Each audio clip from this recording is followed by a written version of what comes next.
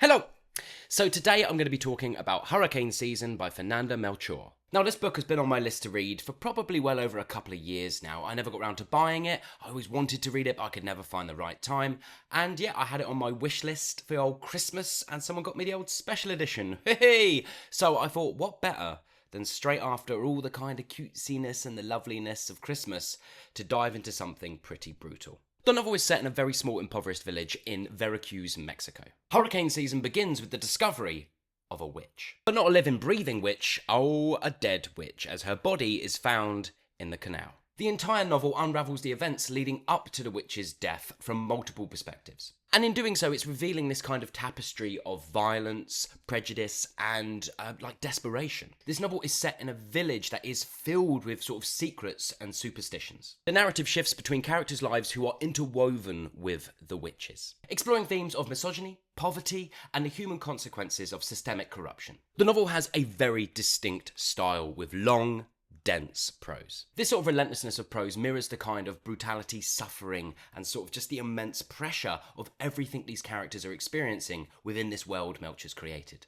And I'm going to do just a little trigger warning right now, because this is a very violent and brutal novel. It has graphic depictions of murder and sexual violence throughout its entirety. There are moments that are going to turn your stomach a little bit. And as I said, it is relentless, and the voice of each of these individual characters and the suffering they're going through and the pain they experience of growing up and living where they do every single day is a constant struggle and battle, and their lives, their entire lives, are just filled with violence. It is not an easy novel to read, so if you are easily squeamish or put off by things like that, then yeah, this is not a novel for you. So what did I like and what didn't I like? What I liked. The first thing I absolutely loved about this novel was just the atmosphere that Melchor is able to create. Of course, the dense prose takes a little while to get into, and I'll get into that a little bit later on, but once you're in and you're down with the style, the sort of, just everything about the atmosphere, how on edge everything feels, that kind of desperation, that needing to escape, to get out, is just, you really feel it. The next thing I really loved is the complexity of the characters that we have on display here. We follow all these different voices, and each voice feels very unique, but also is kind of singing from a similar hymn sheet. They kind of, they're all in this sort of like boiling pot of kind of like despair and horror.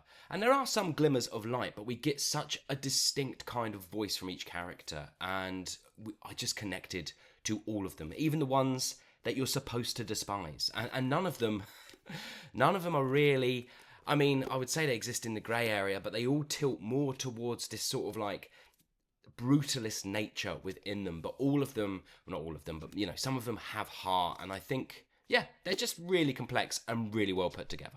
Now, I don't know a lot about Mexico, but I can only assume that the author is writing from a place of real familiarity. There is a sense within, even though this is a piece of fiction, I don't know. I feel like there's a rawness and there's a kind of truth and an honesty at the heart of what's being explored in this book that has to be true.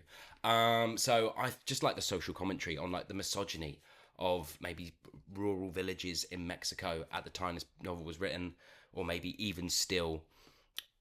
Just the social commentary. It's a lot to take, but it gets the job done. It really makes you sort of wake up a little bit. And the final thing I really loved about this book is actually how raw it is, how kind of intense it is, and how it deliberately is grabbing you by the throat and not letting you go. I loved it for that. I wanted it as I got going into it. I was like, as I started each character, I was just like, I can't stop. I've got to keep going with this character now because I can't break this sort of pace. It sort of takes hold of you. And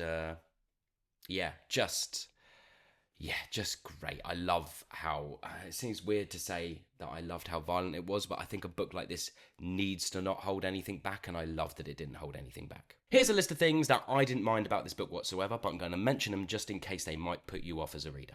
So, as already mentioned multiple times and given a trigger warning for, but I shall repeat myself, it's graphic. It's a very, very graphic novel, and if you don't like novels like that, then you should steer clear. The next thing that might put you off is just that relentless prose. The no paragraph breaks. It just keeps going and going and going. And normally I am absolutely not a fan of it. But for a novel like this, the content that it's exploring is absolutely needed. But if you can't stand it, then it might be worth steering clear. However, I would say stick with it because it works for this one. And the final thing, and this kind of also goes into the graphic thing as well, but this is an emotionally draining novel. After each sort of character perspective, I just had to sort of take a break and think. It is heavy going, it is emotionally draining, and I do think you have to be in the right sort of mental state for a novel like this, ready just to sort of go in knowing what you're expecting. So yeah, this isn't a kind of don't read this because it's like that, but it might be best to sort of pick the right time to read it. What didn't I like? I have been struggling with this one. I've been struggling. What didn't I like about this novel? Nothing. There's nothing I didn't like. No, there's nothing. I mean, I was going to put down that what I didn't like is the sort of like the dense prose, only because it took me a while to get into it, as it always does with writing of this style. It's always taken me a while to get into it, to sink into it, and that is maybe a little bit of a negative, because maybe that struggle at the start, I'm missing things, but I don't think so. I think it just takes a bit of work from the reader, and then when you're in, you're in. So no, I don't have any negatives for this novel. Yeah, I loved it. I think that Hurricane Season is a masterfully written and deeply unsettling kind of exploration of societal rot and desperation and poverty. Yeah, and I could keep going and going and going, but I just think it does exactly what it sets out to do, and it smashes it to pieces. It absolutely nails everything it wanted to do, everything it makes, or it wants to make the reader feel, and to educate us on, and to give us answers. It does it. It does it. Absolutely fantastic. Last year, my first read of the year was Foster Dade Explores the Cosmos, and that ended up making it onto my favourite reads of the year list. And my first book of the year, Hurricane Season, I don't know, I can't see this not being on my list at the end of 2025. So yeah, 5 stars from me. I loved it. So have you read Hurricane Season? And if so, what did you think about it? Did you love it? Did you hate it? Please let me know in the comments below. And as always, I hope you're well. I hope you're enjoying whatever you might be reading. Happy New Year and all that jazz. And yeah, I'll see you all on the next one. Bye.